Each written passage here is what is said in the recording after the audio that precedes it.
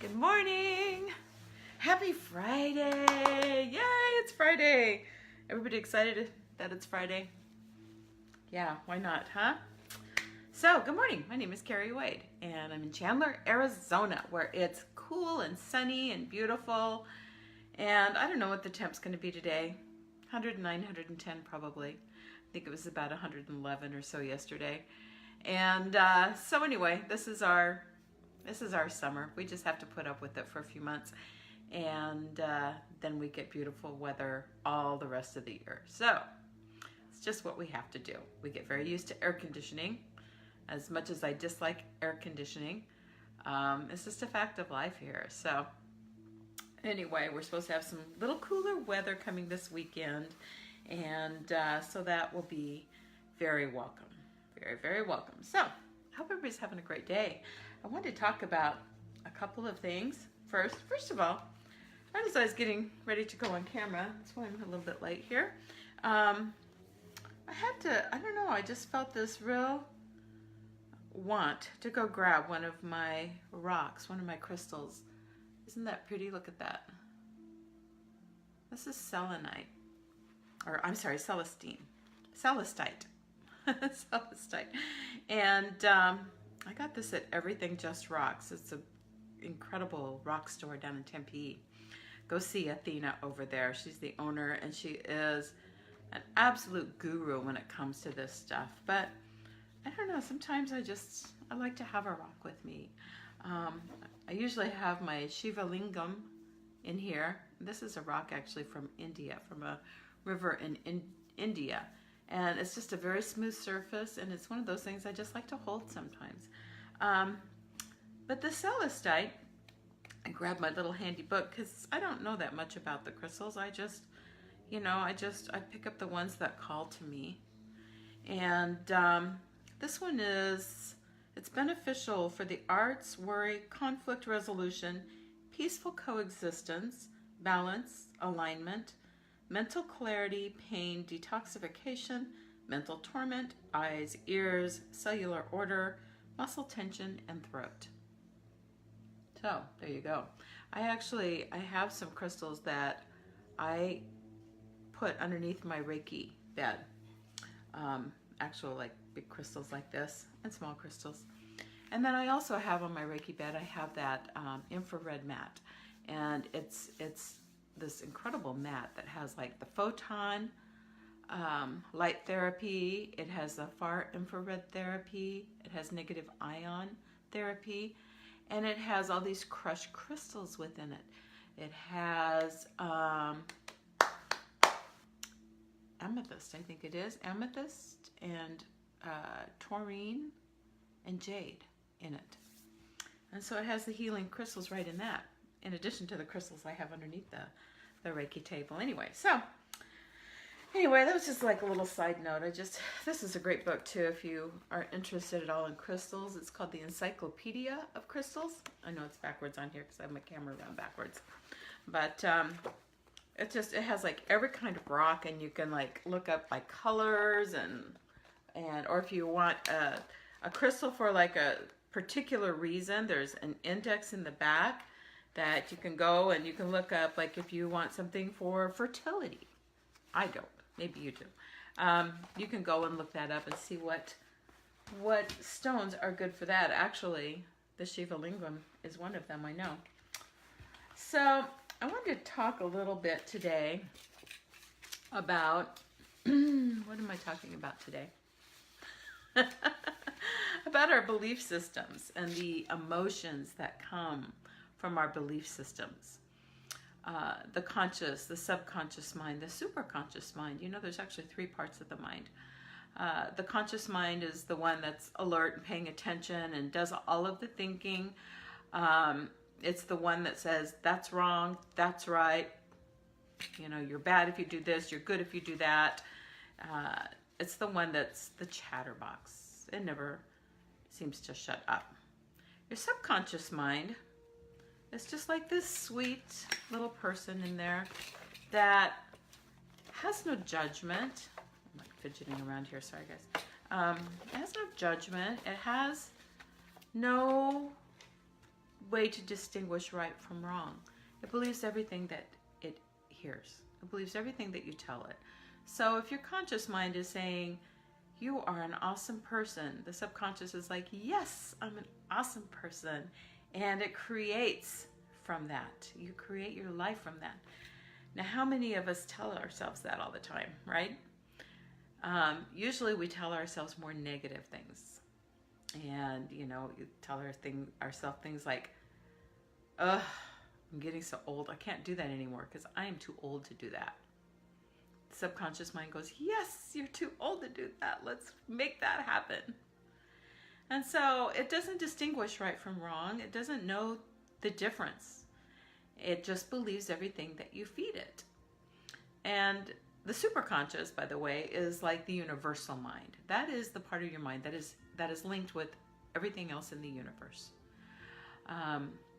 So let's talk a little bit about the subconscious mind, though, because a lot of our beliefs stem from long ago. A lot of them come from the time that we were a child. And as a child, we're not able to fully understand things because our brains haven't developed yet. And so our beliefs from those years as a young child typically are not true and accurate if we examine them today. And so a lot of times emotions, most of the time there's emotions that are attached to those old beliefs that we have. So for example, I know one thing for me. When I was a child, somebody told me that, and I don't remember exactly what it was, but it was something to the fact, or how my mind interpreted it at a young age, is that I'm not coordinated enough to do sports. And so what do you think I avoided my entire life? I mean, I did everything to get out of PE classes. I did everything to avoid sports, just knowing that I would not be any good at any kind of sport or athletic endeavor because I wasn't coordinated. Now, that wasn't a belief that I formed about myself. That was something that somebody told me. And I can't even tell you who told me. It's so long ago. But I've carried that my whole life. And, it caused like real severe panic. In high school, it's like I did everything I could to get a pass out of PE. And I was scared to death of it. And so we have to be so careful, first of all, what we tell our children. And this wasn't said in a mean way. It wasn't somebody being mean. It was a comment. And maybe that comment wasn't exactly that, but that's how I interpreted it as a 6, 7, 8-year-old child.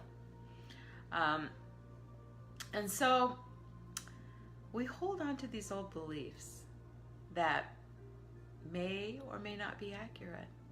I'm telling you, most times they are not accurate. And if we can examine them with our adult, developed mind, they look totally different than they did to that 6 or 7-year-old child, right? Emotions around our beliefs, emotions around our experiences that we've had. We hold on to those forever. I mean, they become embedded in our subconscious mind, and those are just things that we carry through our lifetimes. Who can think of something devastating that happened? Maybe the loss of a loved one, maybe a job that you lost. Perhaps it was a marriage or a relationship that dissolved. And still feel that emotion that you experienced in that time. I mean, really feel it in your body. See, these emotions get trapped in our bodies. And when these emotions get trapped and we hold on to them, they create ill health. They affect our health. And so, how do we get rid of that? How do we transmute those old beliefs, those old emotions that don't serve us anymore. Well, this is like up my alley. This is my passion. This is what drives me, is to helping others get through these blocks that they have, these old patterns. And they are patterns, you know, they become a habit, and they live on and they live on and they live on. And you know, the main key, well, there's two different parts here. One way we can do it is by relieving our stress. Our stress. Did you know that when we remove our stress, we can create health? We can create health in our bodies and our minds. And 80%, this is from the AMA, 80% of all health issues, 80% are stress related. Stress is like a normal part of our lives nowadays, right? You know, we have all of these, we're always living in this emergency mode, and these emotions become just what we accept as normal states of consciousness. Things like anger, aggression, hatred, prejudice, fear, anxiety, insecurity, hopelessness, powerlessness, depression. These are all emotions that we hold that have become a part of our pattern and now are just considered normal in our lives, and they don't have to be. We can turn these stress responses on just by our thoughts alone. Our thoughts are powerful, really powerful. And you know, there's different parts of the body that are related to different emotions. For example, I think this one is really fascinating. For one example, is our liver. Did you know that our liver is related to anger? And so, for example, when we drink too much alcohol and we put our liver in distress, we become angry. You know, how many violent crimes are domestic, let's say domestic crimes, how many of those are alcohol related? A lot, right? A pretty high percentage. It's because the liver is being abused and overused, and that's its emotion, is anger. And so there's so many rabbit holes you can go down. I love this stuff. I love this stuff. So a couple ways to really deal with these kinds of issues. One is hypnotherapy, which I do. And hypnotherapy is working with the subconscious mind. So basically, hypnosis is something we do naturally all day long. Most parts of the day we are in some state of self-hypnosis, right? Driving your car, you know, you navigate from your house, you get on the freeway, you're going down the freeway, and your conscious mind is still paying attention to the road, but your subconscious mind kind of starts to wander a little bit. And, you know, somebody pulls in front of you, you react, you hit your brakes, and everything's fine. But all of a sudden you're like, oh my God, where am I? Did I miss my turnoff? You know, you aren't there. You are in this relaxed state of hypnosis. And hypnosis is just, it's like that place between being awake and being asleep. And so in hypnotherapy, what we're doing is working with your subconscious mind. So it's a very relaxed process. I just take you into a very light trance. You are always in control. You are always aware. So that's a real falsehood about hypnosis, is people think that somebody else takes over their mind. That can't happen. That is impossible to happen in hypnosis. You are always in control, and you will not do or say anything that you wouldn't otherwise. So, but the thing is, we kind of send the conscious mind out to play a little bit with the story, and we feed some changed beliefs into the subconscious mind. So, you know, for example, in my case, what I might be feeding my subconscious mind is that I'm coordinated and I have athletic ability and my body moves freely, all these sorts of things, for my case, for example. And so that's all hypnosis is. It's very comfortable. It's life-changing. A lot of things can be changed in one session. And there are other things that will require more sessions, most likely. And that's something we just have to explore as we go. Smoking cessation and weight loss are always programs. Those, just in my opinion, should never be done in a one-off sort of thing. Past life regression is something that it's something I don't do as a first time out with somebody. Hi, Robbie. I need to have at least 1 or 2 sessions with you before past life regression, just because I need to know how you react under hypnosis. And, there are people that will do past life regression and they charge a pretty penny for it, and that's okay. But that's just part of my belief system and my integrity and what I like to do. And so anyway, so that's hypnotherapy. A lot of those old beliefs can be changed that way. Now in Reiki is beautiful for stress relief, for relaxation. And when we can relieve the body of the stress, then we can create health.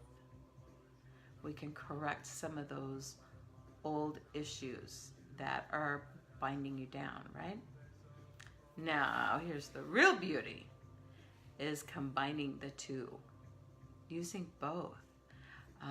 I have like a transformation package that's on my website, and it's basically 5.5 hours, and it combines coaching and Reiki and hypnotherapy and tapping, the emotional freedom technique, a little bit of NLP sometimes, and it's kind of a free flow type of package. So depending on what you're working on, it may be more Reiki, or it may be more hypnotherapy, or maybe it's split right down the middle. So anyway, that's just a little bit about how we can change our beliefs and to start healing ourselves with the use of completely harmless and pain-free modalities. You don't always have to take a pill. I would never tell you to stop taking a pill, of course. This is an integrative process. So if you're on medications for anything, by all means, continue to take those. And we'll start working on the other parts of it to see if we can't just get right down to the root of the problem instead of just covering up the symptoms, which is oftentimes what medications tend to do, in my opinion. So anyway, any questions, please, you're always free to reach out to me. You can call or text me anytime. My cell phone number is 480-205-9410. That's also on my website, kerriwade.com. And you can contact me through there as well. All of my services, my packages, my pricing, and information about these different modalities is on my website. Any other questions, please feel free to contact me. Google some of the studies that have been done on Reiki and hypnotherapy if you're the kind that likes to know all the information. Explore, learn. So today is day 23 of our 40-day Mind Fast Soul Feast by Dr. Michael Bernard Beckwith. And this has been a great journey. And we've talked an awful lot about surrender. That's a real big theme, especially around this full blood moon that is happening today.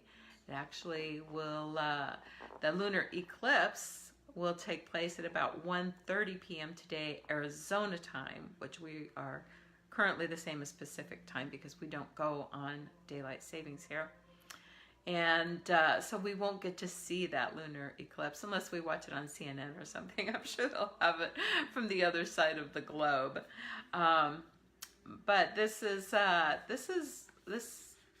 blood moon, full moon that we have today, has a lot to do with letting go and surrendering and getting rid of the old things that no longer serve you so that you can move forward in your own truth and with your life. So it's a really impactful one. Today's a great day. Set your intentions. Spend some time in meditation. Spend some time in prayer. Take your beautiful crystals out and let them recharge in the full moon. I'm going to have like a whole bucket full, I think. Let them recharge in the full moon and take on those beautiful energies. So anyway, I'm excited about it. And then I'm going to Sedona on Sunday, and I'm just like super excited about that. So day 23 is about reflections on surrender. Give away all that thou hast and follow me, Jesus the Christ. It was Saint Augustine who spoke about people who go to God only halfway. He was describing individuals who are willing to give up some of their time for prayer and meditation, some of their negative thought patterns and habits. However, they don't quite trust enough to go all the way with God. They keep one eye on God and one eye on the external world of effects as their source of fulfillment, accepting that which can be known with the false certitude by the five senses. When you send out a real soul call to God, God responds. A vibration is sent from you into the universe that draws into your experience that which will support the fulfillment of your desire. Your humility in asking for divine assistance places you in a receptive position as you surrender your human understanding of divine wisdom. When both eyes are placed on God, you have your transportation to transformation. I like that. You buy it with the spiritual coin of wisdom, humility, faith, and surrender of the ego. Today, give up false mental attachments and beliefs. Free yourself from the delusion that anything external can fulfill the hunger of your soul for God consciousness. Follow the Christ presence within you, and you will liberate your consciousness from all that is unlike your true self. As you passionately devote yourself to knowing God, you will be able to override the demands of the little ego and faithfully surrender to the one who is the finisher of your faith. Today's practice is for you to let go and let God. My favorite line, right? My mantra. Our affirmation is, I joyfully release all vestiges of false belief and surrender my whole attention to the overshadowing presence of truth within me. Conscious communion with Spirit is my way of life. Oh, way of life, way of life. You know, this isn't something that you just do on Sundays or Saturdays if you're of the Jewish faith. This is a way of life. It's a daily practice. It's a daily practice, daily communication with Spirit. There's one line in here. Oh, yeah. Today, give up false attachments and beliefs. Free yourself from the delusion that anything external can fulfill the hunger of your soul for God consciousness. How often do we look outside ourselves? You know, I shared that Wayne Dyer story of the man whose lights went out and dropped his keys in the living room, and there was no light in the living room. He couldn't see to pick them up. Didn't know where they were. He looks out the window, and the street light is on. So he goes outside, and he's looking for his keys. His neighbor comes by. He's like, what are you doing? He says, dropped my keys. I'm looking for my keys. Neighbor gets down, helps him look for his keys. And he says, well, where exactly did you drop them? And he says, in my living room. And as stupid as that sounds, isn't that what we do all the time? We're searching for things outside ourselves, whether it's alcohol and drugs, food, shopping, sex. There's so many different addictions we have. The addiction to being busy all the time, our addiction to activity is crazy.